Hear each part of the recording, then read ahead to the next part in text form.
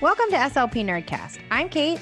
And I'm Amy, and we appreciate you tuning in. In our podcast, we will review and provide commentary on resources, literature, and we discuss issues related to the field of speech-language pathology. You can use this podcast for ASHA CEUs. For more information about us and certification maintenance hours or CEUs, go to our website, www.slpnerdcast.com. SLP Nerdcast is brought to you in part by listeners like you. Even small contributions keep our CEU prices low and our program ad-free. You can contribute on our website by clicking Support Our Work. You can also go to our website to find permanent products, notes, and other handouts. Some items are free, others are not, but everything is always affordable. Visit our website to submit a call for papers to come on the show and present with us, or contact us anytime on Facebook, Instagram, or at info@slpnerdcast.com. We love hearing from our listeners, and we can't wait to learn what you have to teach us. And just a quick disclaimer, the contents of this episode are not meant to replace clinical advice. SLP Nerdcast, its hosts and guests do not represent or endorse specific products or procedures mentioned during our episodes unless otherwise stated. We are not PhDs, but we do research our material. We do our best to provide a thorough review and a fair representation of every topic that we tackle. That being said, it's always likely there's an article we've missed or another perspective that we haven't shared. So if you have something to add to the conversation, please email us. We love to hear from you. I'm so excited for today. I think today is our first episode with an interprofessional collaboration. Yeah, I'm super psyched about it. We are so excited to welcome Mara Jonnet and Annabeth Knight. Welcome, guys. Thank you. Hello, everybody. Now, Mara and Annabeth, you guys are here to discuss AAC Competence and interdisciplinary collaboration. And before we get started, can you please tell us a little bit about yourselves? Sure. So my name is Mara. I am a speech-language pathologist, and I work in pediatrics. I've been working in pediatrics for a little over, maybe a lot over 5 years. And my main clinical area of interest is AAC. Awesome. I'm Annabeth Knight. I'm an occupational therapist who's been working in pediatrics for about 9 years. And I also love all things AAC and interdisciplinary collaboration, and really all assistive technology. Thank you guys for joining us. We're so excited to talk to you. Yeah, you're in the right Thanks place. for having us. Yeah. We also love AAC and We do. interdisciplinary collaboration. So we're going to high five you all virtually throughout this entire recording. It's going to be super fun. Love it. Before we get started and get into the fun stuff, I am required by the powers that be to read our learning objectives and our financial and non-financial disclosures. Someone recently wrote in and asked us to stop doing this, but we can't. We have to read these things, so we will try and do them as quickly as possible. And please bear with us while we do so. Okay, Mara and Annabeth's financial disclosures. Mara is employed as a speech and language pathologist working in augmentative alternative communication. Annabeth is employed as an occupational therapist working in augmentative and alternative communication. Mara and Annabeth's non-financial disclosures. Annabeth and Mara run the Instagram account, The Fanny Pack Therapist, which is at The Fanny Pack Therapist, which provides free information on collaborative AAC practice and a minimalist approach to pediatric therapy. Kate, that's me. My financial disclosures, I'm the owner-founder of Grandbois Therapy and Consulting and co-founder of SLP Nerdcast. My non-financial disclosures, I'm a member of ASHA SIG 12 and serve on the AAC Advisory Group for Massachusetts Advocates for Children. I'm also a member of the Berkshire Association for Behavior Analysis and Therapy, Mass ABA, and the Association for Behavior Analysis International, and the corresponding Speech Pathology and Applied Behavior Analysis Special Interest Group. And Amy, that's me. I am an employee of a public school system and co-founder of SLP Nerdcast. And my non-financial disclosures are that I am a member of ASHA SIG 12 and I serve on the AAC Advisory Group for Massachusetts Advocates for Children. Now, what are we going to learn today? The learning objectives are a little more fun to read because we get to review sort of all the goodies that we're going to talk about. Yeah. Learning objective number 1. Identify at least 3 resources which provide evidence supporting an interdisciplinary collaboration approach in evaluation and treatment for children with complex communication needs. Learning objective number 2, describe 3 unique roles of each of the OT and the SLP throughout the AAC and assistive technology service provision process. And learning objective number 3, explore gaps in basic competencies for AAC practitioners and learn at least 4 tangible strategies for enabling practitioner growth through training and collaboration. Woot, woot. Yeah, Be great. I'm very, very excited. Me too. I think it's going to be fantastic. Guys, tell us all the things. Yes. So let's start out with the basics, as I'm sure many of the listeners already know. But AAC stands for Augmentative and Alternative Communication. And according to the American Speech, Language, and Hearing Association, AAC includes all forms of communication other than oral speech that are used to express thoughts, needs, interests, and ideas. And then with that comes sort of this umbrella term of assistive technology. So assistive technology is any product, any piece of equipment, any system that enhances learning for a client and helps them to more fully participate in their activities of daily living. And in terms of the AAC and AT world, one big word that you might always hear is feature matching. And I don't know about others, but when I heard feature matching, I guess I was never provided a definition of what feature matching is. And that's mostly all of AAC intervention and evaluation. So feature matching refers to the analysis of the physical, cognitive, sensory, environmental components and demands of an AAC system, and matching all of those components to best meet the needs of the clients in order to access the system or access their communication and use it in the world. And I'm so glad that you read that definition, because you're right. There is not a lot of talk when you get trained on the job about exactly what it is.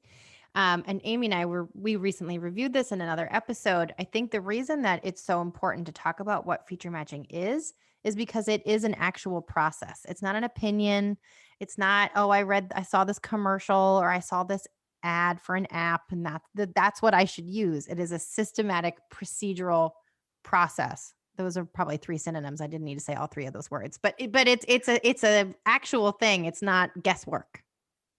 It's so true. And I feel like that's a gap that has been missing in a lot of practitioners' knowledge in terms of practicing AAC.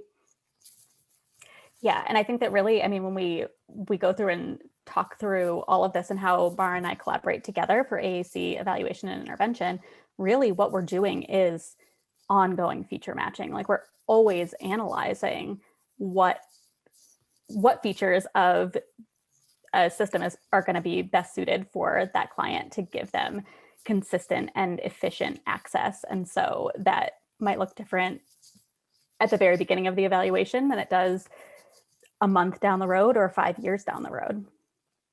I think that is such a great point too, because our clients are always evolving. The environments that they're needing to communicate within are always changing. The tasks that are happening in those environments are changing. So it really is not only a super important process, but it's an ongoing process. It's not a process that you close out and you're done and you've matched your features and you walk away. So I think those are really good points. Hi, Mabel. So does Mabel. She agrees. Yeah, we're very big advocates for really that like extensive evaluation process for that reason. It's challenging when we see clients for the first time who maybe had an AAC evaluation and were recommended a system, and you know that evaluation was an hour long and it was just like, here's what we see in this 1 hour of time, and so we're going to make this decision that is going to impact your everyday for at least 5 years. No one can see the emphatic arm raising and like gestures that we are doing because we agree with that statement so aggressively. I have nothing else to say, but I totally support that statement.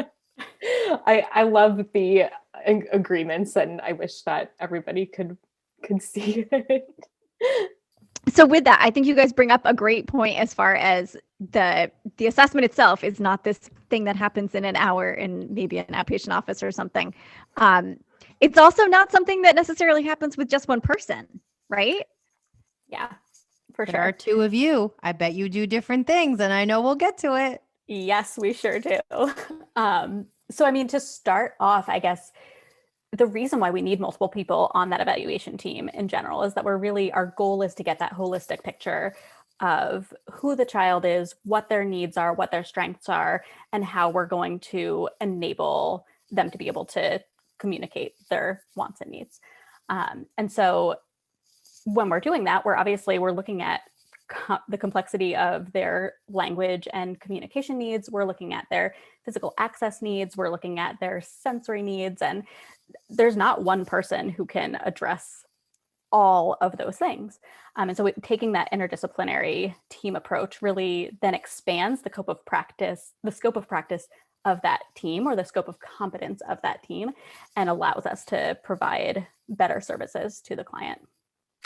And I know you guys are big, or the SLP Nerdcast are big proponents of scope of competence over scope of practice. And that's where Annabeth and I stand too. But both ASHA and AOTA, which is the governing body for OTs, have a position statement on interdisciplinary care teams for individuals with complex communication needs, alternative communication, and assistive technology.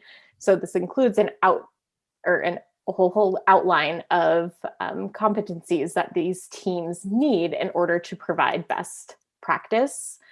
With that comes the caveat of experience and knowledge, or experience and knowledge is required to provide that best practice. And we'll talk a little bit about that a little later.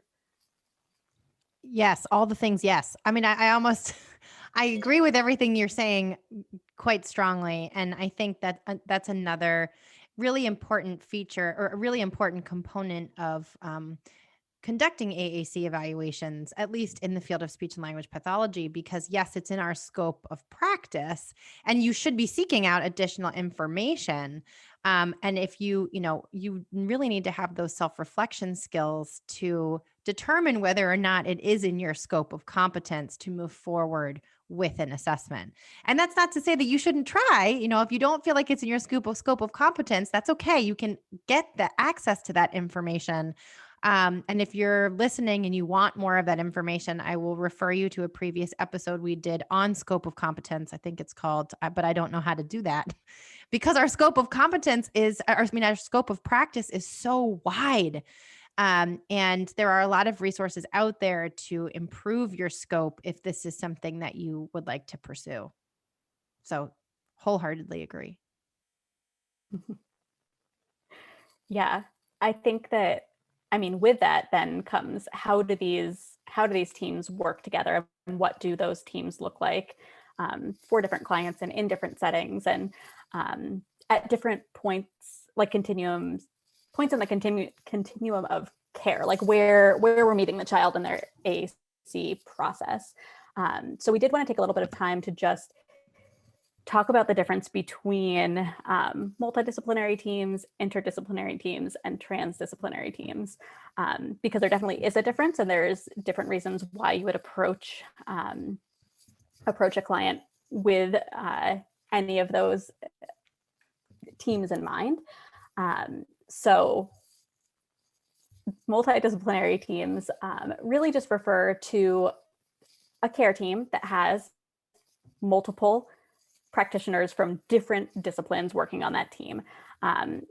With multidisciplinary, it doesn't necessarily imply that there is a whole lot of collaboration going on, just that the client has a variety of team members.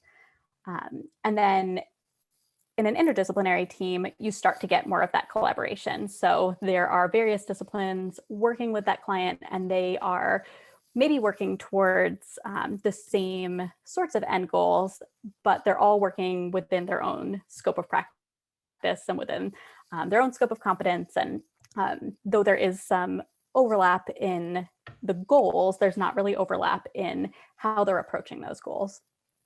And then when we look at a transdisciplinary approach, that's where those lines get a little bit more blurred. And Mara and I will refer really throughout the rest of this now to our AAC practice as being truly transdisciplinary for a number of reasons. And that big reason is that typically our AAC users are really complex. And so there are going to be so many different client factors that we have to address. And with that, as Mara said, ASHA and AOTA refer to, here are all these competencies that this team needs to have, but they don't really outline who on the team needs to fulfill each of those roles. So much of that role delineation then is based on competence and experience. And we know that there's a lot of overlap in our scopes of practice as OT practitioners and SLP practitioners. But it really comes to light when we're working with these clients that are a little bit more complex. Again, yes to all those things. But I think it's really important and maybe a novel idea for some people to actually, I'm not sure I've ever thought of it this way before, to think about AAC users in general and the wide variety. Every person is a unique experiment of one. It's everybody has their own areas of strength and need. And just because you're competent in AAC evaluations doesn't mean that you're competent in AAC evaluations for everyone who needs AAC. So I will use myself as an example. I work in private practice. I do not have an interdisciplinary team available to me. I don't have an OT that works with me regularly. If someone came to me for an AAC evaluation that needed a lot of assistance with positioning or seating or other issues related to having a complex body, I'm going to refer them out because I don't have that in my scope, even though I could do an AAC evaluation for another individual. And I think that that scope of competence, if you think of it as the circle, sort of has circles inside of it, right? It gets like smaller and smaller and smaller, depending on the individual needs of the person who's seeking the assessment. It does. Absolutely. And that's where Annabeth and I, when we met each other, kind of put our minds together, because we recognize that me as an SLP, I can do an AAC evaluation and I know a lot about AAC, but I don't know a ton about alternative access, or I might know about alternative access methods, but I don't know how to best or systematically go through trialing different access points if a client requires an alternative access method. And through working together, Annabeth and I have kind of blended our scopes in order to expand our own competencies in terms of the AAC evaluations and clients that we can treat and see both individually and together. Yeah, and I'll say too, I feel like I say this a lot, but Mara, your skills and your expertise in that alternative access piece, and even in like seating and positioning, has increased so much in the time that we've been working together, because we do so much really collaborative work together with clients. And so there are those natural learning opportunities for you to learn all of these like really niche areas of traditional OT practice, and for me to learn a lot more about the SLP components as well that are not really in my scope. And I mean, when we first started working together, I did have a ton of experience with the AT side of it and with AAC, but it was all complex kids. So I wasn't as comfortable with, kiddos who used direct selection. When I first started, I was like, oh, these aren't my AAC kids. I don't know what to do. But I've expanded my scope as well through our collaboration together. Well, and I think you guys make such a good point about that's, there are obviously solid benefits to our clients when we're working collaboratively, but there are also clinical benefits that expand more broadly than that, right? So for every interprofessional collaboration where we're learning and working in a true transdisciplinary team and having that sort of incidental mentorship, that benefits not only that client, but all of our future clients who could possibly, so Kate and I talk about this a lot in terms of behavior, but it's true for all of the disciplines that touch upon our clients, right? Like there's always stuff to learn from other people. And what a great thing to be able to participate in, and like to be able to learn and teach other people. It's just, it's so much better for our quality of service delivery overall. It is. And one benefit of that is that you can continue working from a transdisciplinary model for future clients, but also future teams. and that it's jumping ahead a little bit in terms of what we'll talk about later, but that benefits everybody, because if we have another complex communication needs client coming in who has a lot of physical access needs, but I am paired with a newer occupational therapist who might not have that experience. Now I have that experience and I can provide some general guidance in terms of what I'm thinking, because that is something that I'm comfortable treating in, and that is within my scope still, but also like working to mentor someone else. So it kind of just always passes along the line to new teams, and hopefully that mentorship continues to develop and everybody just gets more collaborative. We're just paying it forward all the time, Exactly. So as we're talking about the different teams and the transdisciplinary care, we can jump back into what we are evaluating in AAC evaluation and intervention processes. So Annabeth and I like to refer to it as the big three, which are language, access, and design features. So as we mentioned before, we don't believe in an hour evaluation is sufficient enough for any complex communication needs. You can say that louder for the people in the back.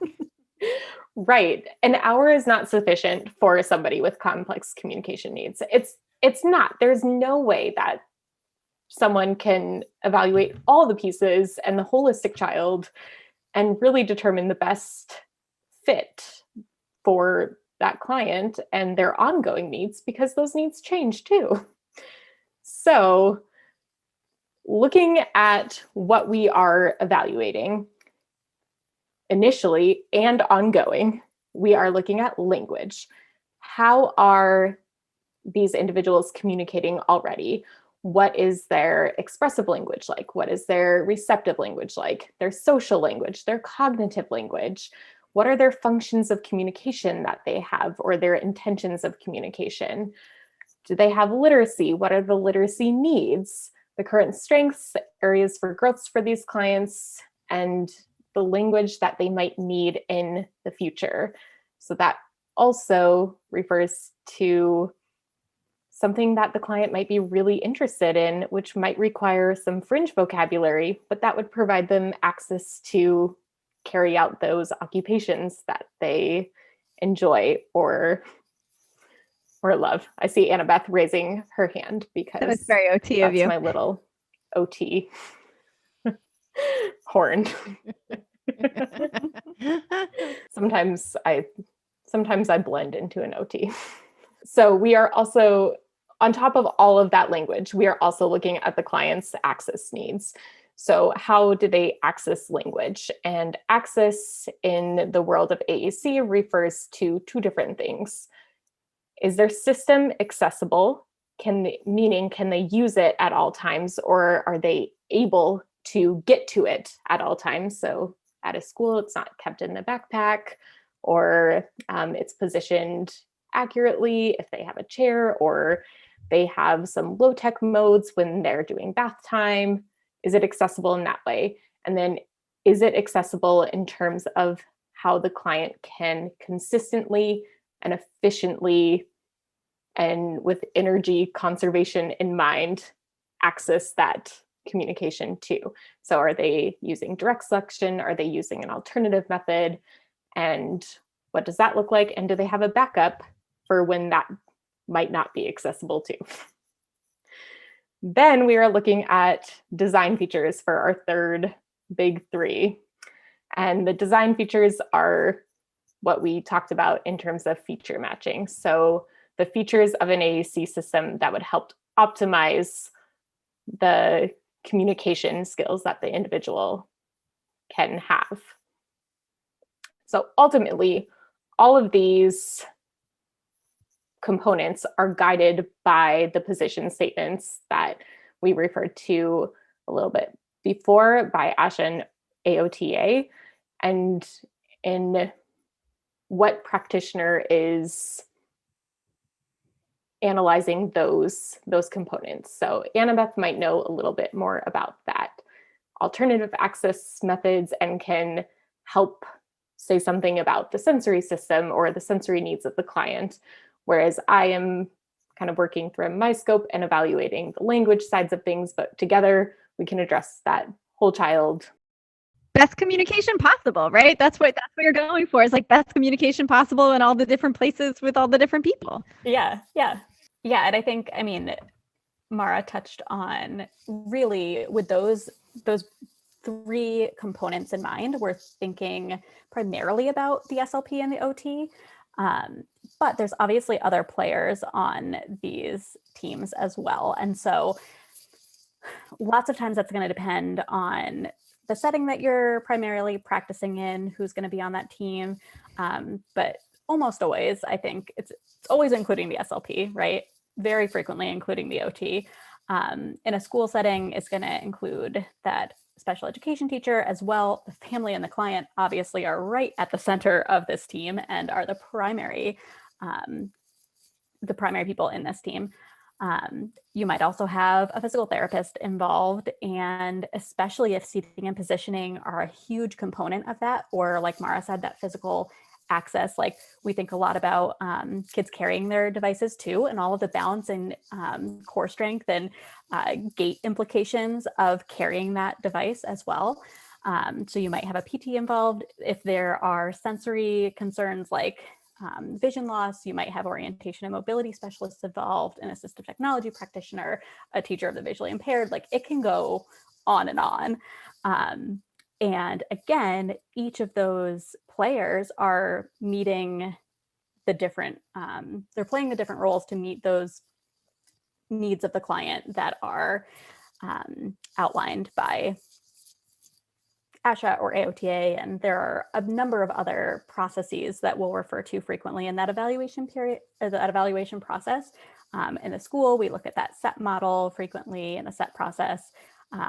We use the WADI, the Wisconsin Assistive Technology Initiative, has like a nice process for that as well in outpatient. And so everyone is going to play a role in that feature matching process. Sorry, I think you bring up such a good point. I'm just thinking about even small pieces, like if you have a student or a client who transitions between different types of equipment throughout the day. Like, okay, so if the device is only accessible at times where you're in your Riften chair at the table, then there needs to be a plan for those other places. What does it look like? So how do you guys feel about, like, if your client has these providers on their team, like you should at least connect with them somehow, right? Like, yes. And I think we're going to dive in a little bit more to like what the SLP role is, what the OT role is, but with all of that in mind, thinking about like, okay, obviously this can be different from team to team, but also like if a PT isn't involved directly in this assessment or like direct intervention piece, how are we connecting that PT to make sure that there's carryover of utilizing the device, of understanding optimal positioning, all of those pieces? And typically that falls in that speech pathologist role to be the leader on that team. So Mara will touch on some of those pieces. Yes. So the SLP role in AAC is what most people think to be the lead or the main role in assistive or AAC. But what we are, I guess our scope or our competence in AAC is very wide, because we are looking at the language, as I mentioned before, all those, the expressive, receptive, social, cognitive language needs of that individual, their functions of communication, literacy needs. We are doing environmental inventories for those clients and feature matching. And we are also responsible for developing the vocabulary or picking vocabulary and even kind of working on, as I said, literacy, but letter writing and making sure that individuals have access to keyboards and different things that they might need on their device. But then we are also the ones responsible for training and direct instruction for the entire team. So we should be training every communication partner for that individual on AAC implementation strategies like aided language stimulation and modeling without expectation initially, and modeling a level above, and all the best practices that we know at our given moment. But we are making sure the entire team carries out all of those strategies, because we typically only see the client for an hour a week. And if they only get an hour of that, that's not going to be sufficient for developing functional and ongoing communication. And then we are also the ones who get to write all the letters and the funding letters for the devices, which is a huge ordeal if you have not already. That's the least fun part. I love how you're calling them letters, like they're love letters. Yeah, they're horrible. I don't like that part. These things are like 17 pages and they rule and destroy my life. Be like, it's just a letter. It's true. I don't know why they're called letters or why I always referred to them as letters. But yes, they are. I wonder if that's a geographical thing, because in the Northeast we say like packet, funding packet. Funding. Yeah, packet. Packet sounds like packet. It is a beast. They are beasts. And luckily there are some great vendors are working to make it a little bit more efficient and easier. But yes, they are beasts, and every insurance provider or Medicaid or Medicare requires kind of different things. So it is. Oh yeah. And I will plug a future episode that we haven't written yet, but Amy and I are in the middle of publishing this AAC evaluation series, and we don't have the breadth and scope to touch multidisciplinary, which is why you lovely human beings are here to make us smarter. But we are going to have an episode about that whole funding packet insurance process and documentation at some point. And just for the sake of being redundant, I think I love that you're mentioning it, because sometimes it's important to know what those factors are and what those documentation requirements are, because sometimes it will impact the decisions that you make as you go through the assessment process. Anything from, I know I have to document X, Y, and Z, so I'm going to try it during the assessment, and it has to be documented because of the funding source. So it's the speech pathologists, I guess. A lot of times we are looked to the member of the team who's spearheading that effort. But in my experience, the documentation can come from, I might be the one collecting it, but if there's a mobility issue that I'm trying to document, I will have the OT write that piece up. Is that the way you all do it also? Yes, but it is, we typically rely on the SLP to know that we want to add in those pieces and to coordinate, like, hey, coordinate it, right? I need this part of it or something. That makes sense. Also the knowledge of, if you're writing for a system and a child has positioning needs or different like alternative access needs, it's usually easier to kind of bundle all of the things together. So you might need another practitioner, like the OT, involved pretty heavily to write for those pieces so that it's all funded under one bundle rather than trying to go back and get something additional later. Yeah. And I think a big piece that, Mara, you and I have worked on with lots of the other clinicians that we treat alongside is just empowering the SLPs to have a good understanding of everything that goes into that, and that they don't need to be the one to do 100% of it, that like they should be using their OTs and their PTs in our particular setting to help them with that writing process and the data collection process. And that like, yes, parents are going to be collecting data at home too, and school can be collecting data. Yep. We're going to get into the whole care coordination piece of this, but I mean, it's a good point to make, especially with the funding piece and the packets. Yes. It's funny that you say that that regional thing about packets versus letters, because it is true. I remember referring to packets when I lived in Philadelphia. So I don't know. That's funny. Yeah. So that kind of segues into what OT's role is in this evaluation and intervention process. And we've really highlighted a lot of that already. And again, it can be so different dependent on the needs of the child. But I feel that my primary role is to empower access to this communication system. And I do a lot of work with training our occupational therapists as well about their role in AAC, and just really starting with the basic fact that communication is an occupation in and of itself. So it falls into our scope for that reason. And that access to communication enables participation in occupation. So it is 1,000,000% in your scope. It's within your scope to provide that access. It's within your scope to be using the communication system as an occupation during your sessions. And so really, I feel like I could talk for an entire podcast just about the importance of that. And I love that you're bringing this up, because I have had the experience where I have reached out to an OT that was available to me in the setting where I was working and asked for some assistance or opinion related to an access issue.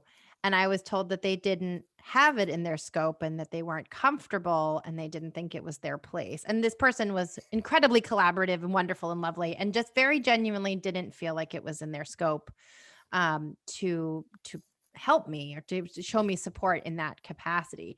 What would you, if anybody who is listening runs into that issue, what is a good and friendly and collaborative reply to that? Well, I think that where I would start is just beginning that conversation about scope of competence. And maybe the answer in that moment is that OT practitioner isn't the best fit to make those feature matching decisions, but maybe there's another person or another resource or something that they could do to be collaborative in that moment. Because I will say, personally, as an OT, I know my experience through graduate school, we obviously had a lot of education about assistive technology, and we touched on AAC and we touched on alternative access, but it's so broad that you're not coming out as a new grad with all of this knowledge. And I just happened to jump into a setting in my very first job out of school where all of my clients used AAC, all of my clients used power chairs, and all of them used alternative access for everything. And so I had to learn it.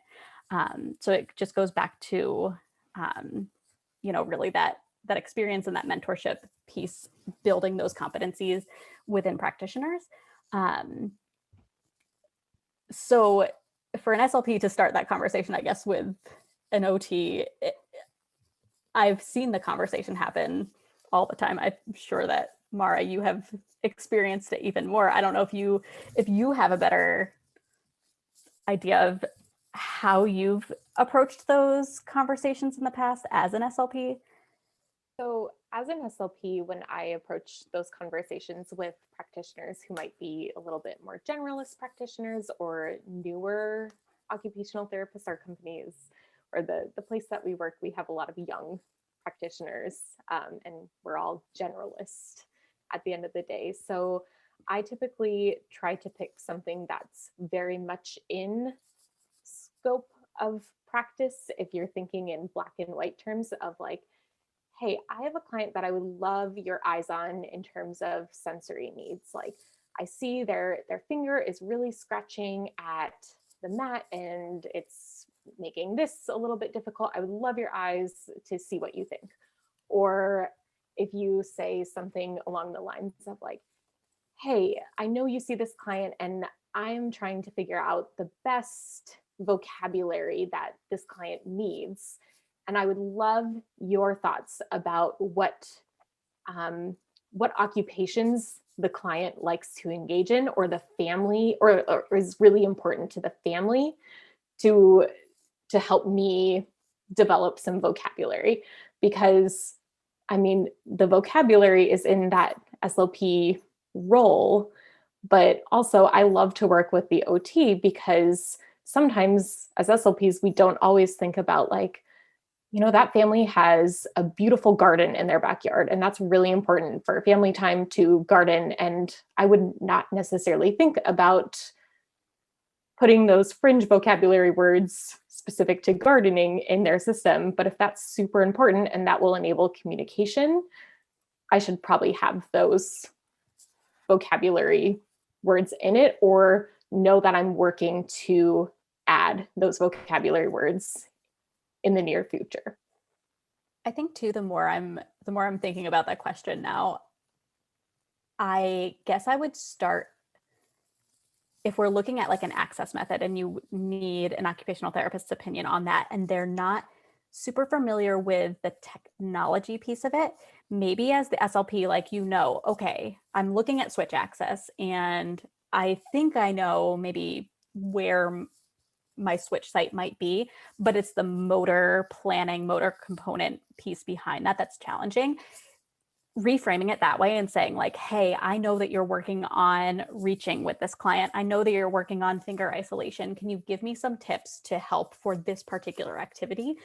That can be less overwhelming for an occupational therapist who's more of a novice in that AAC area, because our bread and butter is activity analysis, right? So like when you say like the activity is that they need to touch this screen, or that they need to tap this switch with, the correct timing to be able to do switch scanning, or they need to be able to sit up for 10 minutes and have their head in midline so that they can use eye gaze, that makes it a little bit less overwhelming for Love those that suggestion. newer practitioners.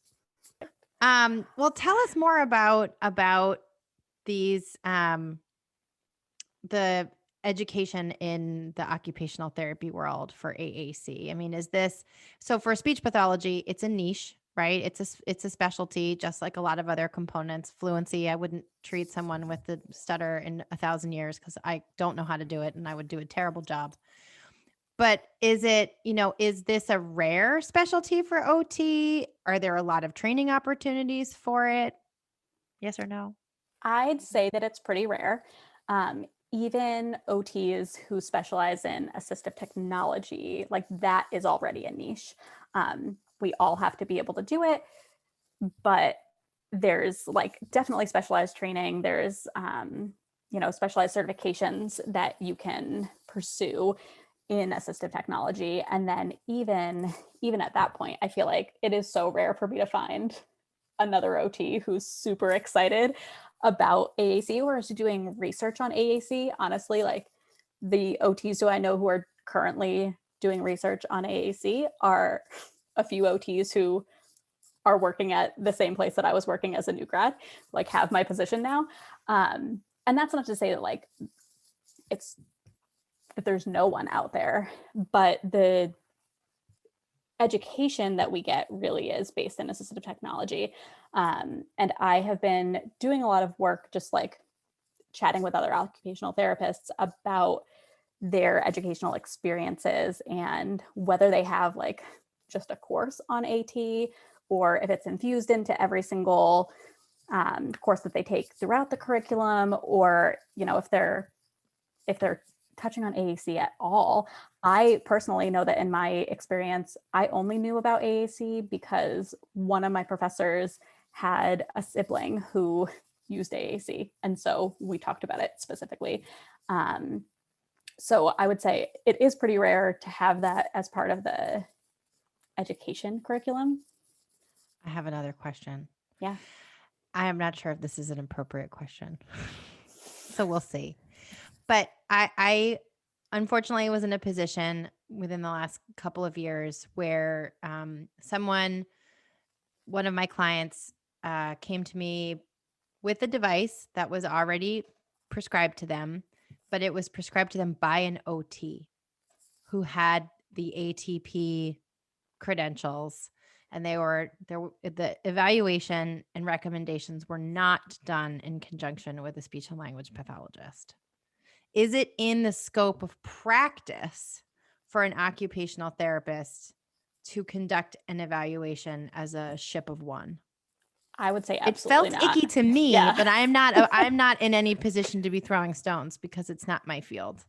I would say absolutely not, because I feel like for me, that language piece is 100% owned by the SLP. And I would not feel like, unless I went back to school to become an SLP, I would never feel like I had enough competence in that area. Like, do I know a lot about all the language systems that are out there because I'm doing it every single day for 9 years? Yes. But do I feel comfortable after 9 years saying, this is the one that we need?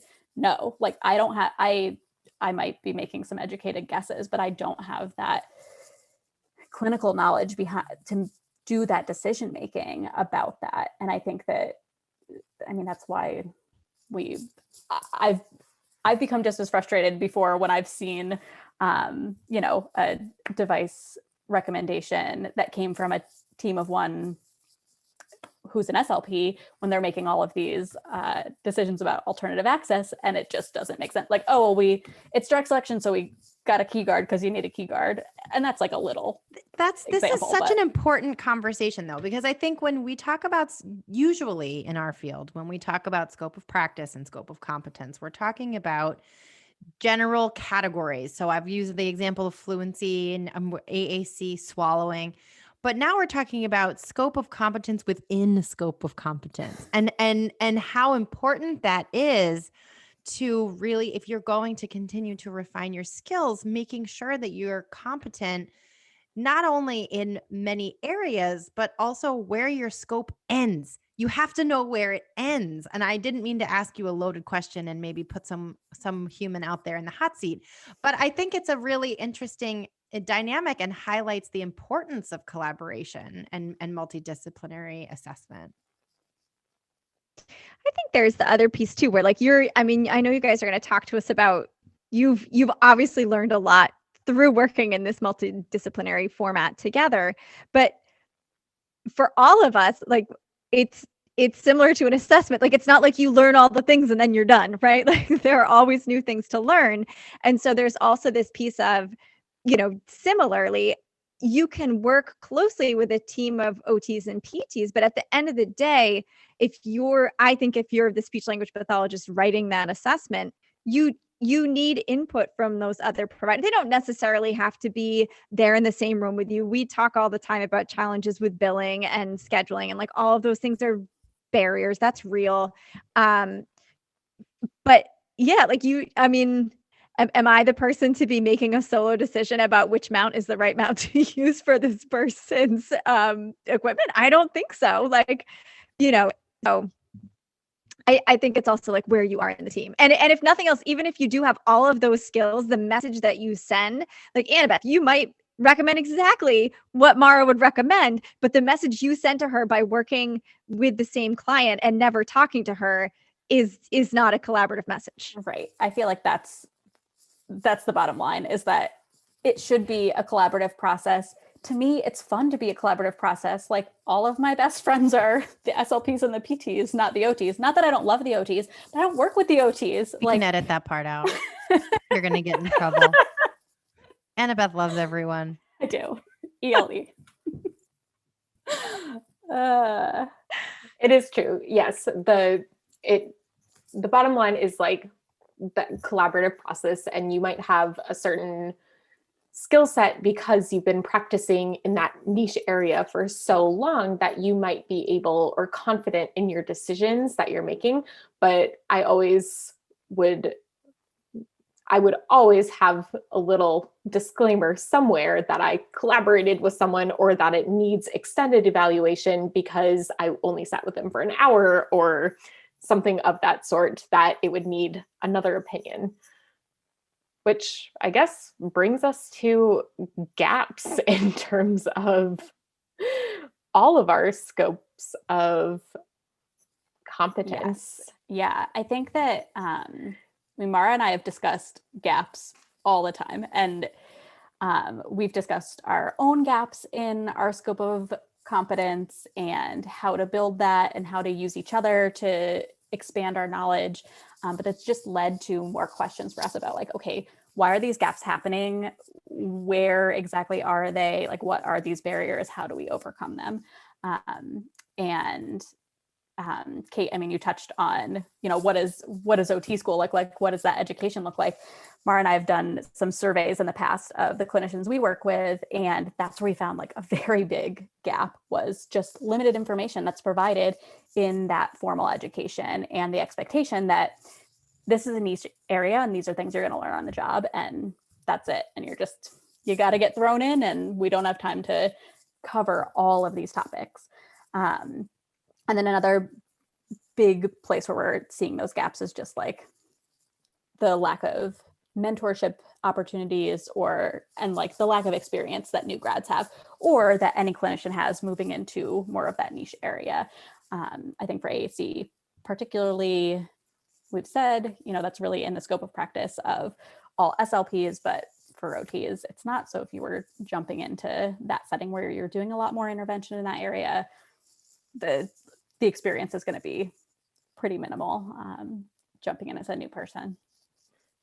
And even though that's in the scope of practice for SLPs, we get one course in graduate school on it. Maybe if you even did. I know I didn't. But I didn't. I had no AAC course, but I thought it was required. It is now. Oh, it was a requirement that was after I graduated. But interesting. Yeah. So I just knew that I was interested, and I knew that I had to kind of seek out my own experiences. So I tailored like all of my practicum experiences to be heavy on the AAC and heavy on the pediatrics.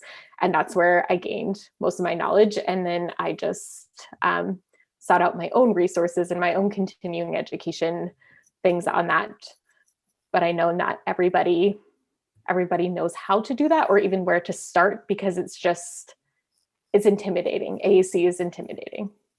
And I know I'm a broken record and I've said this a million times, but the power of mentorship, and it's so important. And unfortunately, it's something that our field has not embraced as much as other fields have embraced. Formal mentorship, someone who you have a financial relationship with, someone who you are spending time with, either that person is given to you by your place of employment or you establish that relationship elsewhere. It's just one of the most important components of learning, because you're right, we don't graduate with this knowledge, and you learn so much more on the job. And it's just so important. So thank you for bringing that up. I just think it's so important. And that's why we think mentorship within your own discipline, but also mentorship outside of your discipline and using that transdisciplinary practice is so important. And that's where I guess Annabeth and I found each other to mentor each other and provide that. And now we're trying to, I love that, mentor others on the same principles, but we often pair Annabeth with the SLPs and myself with the OTs to teach AAC 101 or AT 101. And then we do a little swap of more into our traditional scopes of That's practice. Awesome. That's so awesome. Yeah, that's super cool. Thank you. We love it. Yeah. And we're very lucky in our place of employment now to have the opportunity to build some of those programs. We sort of built them in as we were like expanding the AAC services that we provide in general. We just knew it was going to be so important because of these gaps to raise the competency levels of the therapists who are treating in those programs to make sure that that level of care was really, really high quality. So it's something that like training and mentorship program is something that we're continuously looking at the quality of and working to improve. And if you're listening and you're feeling like, I want to do that, advocate with your administration. Go talk to them. Go describe the importance of these skills, and not only how much it's going to improve, staff retention, because you will want to keep working there if they're helping you reach your professional goals, but also improved quality care, improved interdisciplinary team relationships. And if you're working in a place where they only care about a budget, you can bill at a higher rate when you do AAC. I mean, that's like, very black and white. But if that's the conversation that you need to have to get support from your administration, I can't emphasize enough how important it is to speak up and really advocate for some of this additional education and mentorship and all the things you guys are saying across disciplines, everything. Yes. And at the end of the day, we are resource facilitators. So if it's not something that you feel confident to do right at that moment, your job is to go find the resources. If you are in that position and have to do that, which would be finding all of the CEU opportunities or the training opportunities, or reaching out to locals in your community and seeing if you can shadow. Usually you can shadow within your own discipline or at different, a school or a hospital or something like that. Or even you can shadow if you have 30 years of experience or no years of experience. You can reach out and just ask. The worst thing someone's going to say is no. And in the COVID world, it makes things a little bit more challenging, but a lot of people are willing to share their knowledge because that's just something they like to talk about anyways. And for the sake of, pimping you guys out, you both love to share your knowledge. So if you are listening to this and you have questions, these two women have an Instagram page that is full of resources that you can check out, and you can send them a message anytime. I'm just telling people to contact you now. I hope that's okay. Yes. You can contact us at any time. So, reach out, and advocate for yourself. And I think for the most part, like you're saying, people do want to share their knowledge. You might get told no, but in my experience, that's the exception, not the rule. People do like to share their information because it helps our clients and our students. So, one of the primary reasons that so many of us are in the field to begin with. Yes, absolutely. And I think that, we're not the only ones out there sharing that information. And it's been so cool for me to see how much those resources have expanded online, and specifically just on social media in the last 10 years. As a new grad, I wish that community was there, and it was just starting to emerge at that point. So I think it's very cool. It's a valuable resource that I use. So many people, so many creators that are out there have so much cool stuff up there. And also, like Mara said, they're facilitating even more resources for us to be utilizing. And it's just so collaborative and really, really cool. And I have to say, I feel like, Amy, I'm going to say what you always say, is that just being a wise consumer, being a cautious consumer, that, not everything on the internet is true. So when you're seeking out these resources, make sure you're doing it from someone who has it in their scope of competence. Just bringing it full circle here, guys. Yes, full scope of competence. Yep. I was just going to say that the community is so great and there are so many resources, but that is where your clinical judgment comes in, and you need to make sure that you are seeking out or consuming those resources with a grain of salt and doing your own research and kind of looking at that evidence as well. Yes. And I think in the niche area of AAC, then going back to advocating with your administration for more time for training and mentorship and all of this, you have a small team of more experienced clinicians who then can be finding those resources and saying here's these really great CEU opportunities. Here's this awesome continuing ed conference that you can go to. Here are these really cool accounts that you can get this information from that's very evidence-based and that's reliable. I think that's a really great place to start. And like you said, those one-on-one paid mentorship opportunities, I think, are just invaluable as well. Invaluable. Agreed. Mine was Amy, in case you didn't know that. I love that. Thanks, buddy. Teaching me all the stuff all those years ago. I just like to talk about this stuff. Making you be my friend. I made Annabeth be my friend too. But it's advocate for yourself, go to your administration, talk about all of the reasons why this is better for the business, if that's the language that you need to use, and better for your clients. And I can't say it enough. I can't say enough about mentorship. I prefaced it with that I'm a broken record, so I don't feel bad repeating myself. I think, I think something that is a really new way of thinking about though. We talk a lot within the field of speech pathology. I think that within the fields, within the broader scope is something that's really, really cool to think about. And having some type of structured, within your workplace, if you're able to do it, have some type of structured construct where you really are having these clear interactions with each other that are mentoring in nature, but also like send the message back to, again, like what message are you sending? When you have something like that in place, you are sending the message that that is the culture of this organization. And I think, that is a really powerful thing. So if I'm having like a little bit of envious feelings. So I just think what you guys have set up is so cool.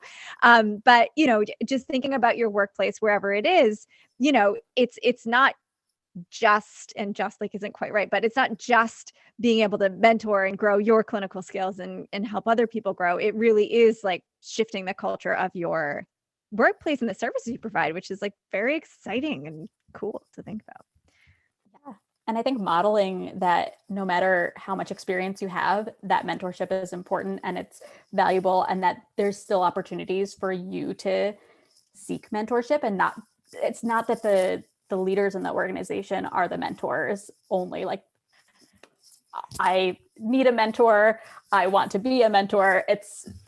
Everyone benefits. Before we wrap up, just like one little thing on that is, in my experience, because I provide a lot of mentorship in my private practice for other schools, I am not your employer. I'm a separate person. So if I'm giving you feedback, it has nothing to do with your compensation. It's not biased. I'm literally just there to teach you.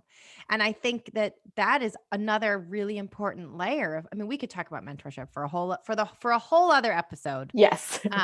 But yes to everything that you said. I love the idea of mentorship that is cross disciplines. And now I feel sad that I haven't had that experience. Is there anything else that you want to leave our listeners with before we wrap up today? I think the only thing that we didn't quite touch on that just I think is so important, we sort of like circled around it in terms of what that evaluation and intervention process should look like, is just the importance of care coordination from the very beginning, and really taking the time to determine a leader on that AAC evaluation team to consider what all of the roles of those different practitioners will be from the very beginning, and then to set those timelines and methods of data collection and all of those other pieces, which I feel like we touched on all of that, but really that's the, our point that we wanted to drive home, is that communication and coordination is what makes the intervention services really high quality. And being explicit about it. Yes. Being explicit about, this is your role. We're all agreeing together. This is my role, your role. If there's a change, it would be a group decision. I think that clarity is so important. I think it's a great point. And I appreciate you making it explicit. And that clarity is so important because most of our complex communication kiddos are seen by school, outpatient, hospitals, etc. And they all have their own team from each location. So you really need to make sure that the family's on board to establish that communication across providers, and then have kind of a leader, and then making sure all team members are on the same page. I air 5 you 1,000,000 times. Totally agree. Well, thank you both so much for coming on and sharing all of this wisdom with us. This was really just fantastic. If you're listening and you'd like to use this episode for ASHA CEUs, you can do so by going to our website and purchasing access to the quiz. And if you have any questions, you can email us at any time. That includes Mara and Annabeth. I've offered them up without they're giving me visual consent before anybody thinks I'm being really rude over here. So thank you so much for joining us today, and we hope that you learned something.